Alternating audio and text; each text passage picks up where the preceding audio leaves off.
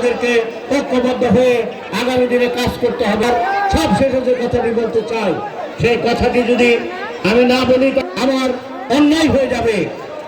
আপনারা দেখেছেন ধুলাইখালের সেই ঘটনার কথা বলেছে, তারপরে আমি একটু পুনরাবৃত্তি করতে চাই।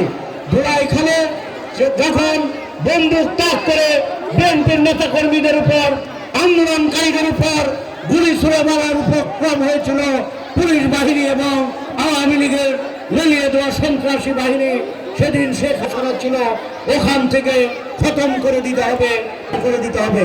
আর তাই আমাদের নেতা অত্যন্ত চৌকর বিজ্ঞ নেতা, এই মাটির মানুষ, আপনাদের প্রিয়জন বাবু গয়েশ্বর চন্দ্র রায়, তিনি সেদিন বুক পেতে দিয়েছিলেন, গুলি করতে হয় আমাকে করো, আমার কোনো নেতা কর্মীকে করো না। তারা রাগে গুসায়, এবং যখন এরকম একটি ঘটনা যদি ঘটে বাংলাদেশে, সারা বিশ্বে আন্তর্জাতিক ভাবে চাপে পড়ে যাবে। এই কারণে সেদিন তার গয়েশ্বর দাদার উপর হাত তুলেছিল বন্ধুরা, হাত তুলে তাকে বেদম প্রহার করা হয়েছিল, তাকে মাটিতে লুটিয়ে ফেলা দেওয়া হয়েছিল। এই স্মৃতি কি আপনারা ভুলে যাবেন? আমি মনে করি এই স্মৃতি আমাদের ভোলা উচিত নয়। তাই আমাদেরকে আগামী নির্বাচনে অবশ্যই এই ধানের শীষকে বিজয়ী করতে হবে, গয়েশ্বর চন্দ্র রায়কে বিজয়ী করতে হবে। তাকে বিজয়ী করা মানে তিনি একজন মন্ত্রী হবেন। আর সে কারণে আমি আপনাদের কাছে বিশেষভাবে অনুরোধ করছি, আপনারা অত্যন্ত সৌভাগ্যবান, আপনারা গয়েশ্বর বাবুর এলাকার একজন ভোটার।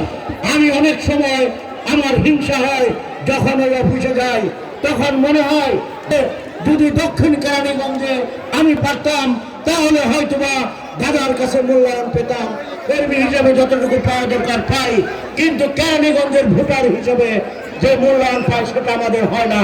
তাই আমি আপনাদের কাছে বিনীতভাবে অনুরোধ করবো, বাবু গয়েশ্বর চন্দ্র রায়ের জন্য আপনারা কৃষক দল বিশেষভাবে প্রতিটি গ্রামে গঞ্জে ওয়ার্ডে যাবেন, তার জন্য ভোট প্রার্থনা করবেন। অ্যাডভোকেট নিপুণ রায় চৌধুরী, তার ভূমিকা ছিল অবর্ণনীয়। নিজের জীবনকে বাজি রেখে তিনি আন্দোলন সংগ্রাম করেছেন।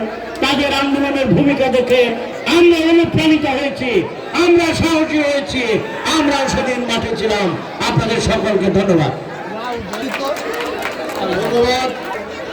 আজকে সবার